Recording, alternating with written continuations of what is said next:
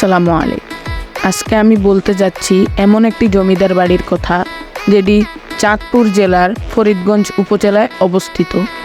আমরা দেখতে পাচ্ছি এটি হলো জমিদার বাড়ির মূল ফটক বা গেট।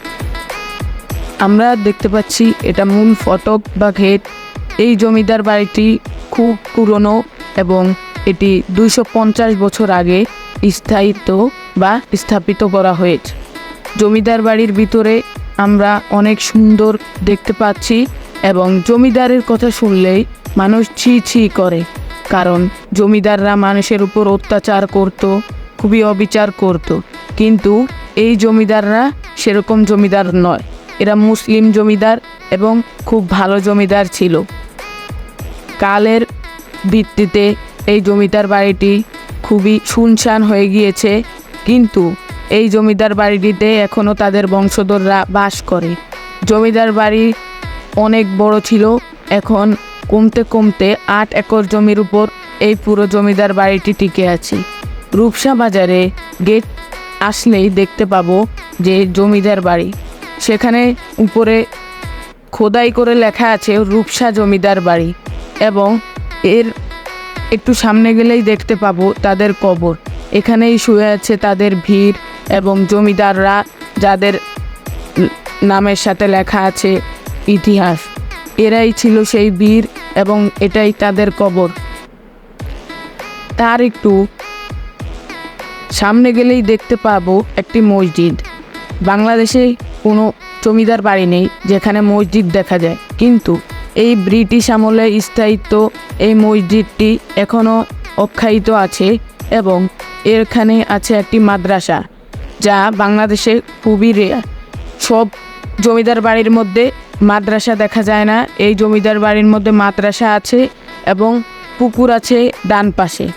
এবং একটু সামনে গেলেই আমরা দেখতে পাবো সেই উজ্জ্বল নির্মমতার ছায়া একটি জমিদার বাড়ি, এবং ভিতরে গেলেই দেখতে পাবো পুরাতন কাঠের পাটাতনের বিছানা এবং স্টিলের কলকাতার সেই পুরনো ফিল্টার এবং আরও অনেক কিছু আছে যা পুরনো স্মৃতি জোরে রাখে। কালের অভাবে অনেক কিছুই নষ্ট হয়ে গিয়েছে, যা যত্ন করে রাখা যায়নি। কিন্তু এই জমিদার বাড়িটা আছে তিনটি টিউটনের ঘর এবং আছে পুকুর। এই জমিদার বাড়িটি 250 বছর আগে স্থাপিত এবং এটার মালিকানা এবং স্বত্বাধিকারী ছিল প্রথমে আহমদ রাজা চৌধুরী, এবং বংশ বিস্তারের মাধ্যমে আহমদ রাজার মৃত্যুর পর পায় আহমেদ গাজী চৌধুরী। আহমেদ গাজী চৌধুরীর পর তার বাবা মোহাম্মদ গাজী চৌধুরী এবং আমরা দেখতে পাচ্ছি যে এই সেই উজ্জ্বল সেই জমিদার বাড়ি। তার এরপর মালিকানা পায় বা স্বত্বাধিকারী হয় রশিদ চৌধুরী। এই জমিদার বাড়িতে রশিদ চৌধুরীর 2 ছেলে বাস করে এবং এই জমিদার বাড়িটির সাথে লেখা আছে পুরনো স্মৃতি। লোকমুখে শোনা যায় এই জমিদার বাড়িটি জমিদাররা প্রতিদিন 80,000 টাকার মতো দান করতেন। আমার মতে এই জমিদার বাড়িটিতে আপনাদের একবার না একবার ঘুরে দেখা উচিত। আশা করি আপনাদের ভালো লাগবে। আপনারা যদি চাঁদপুর জেলার আশেপাশে থেকে থাকেন তাহলে এই জমিদার বাড়িতে একবার হলেও ঘুরে যাবেন। ধন্যবাদ।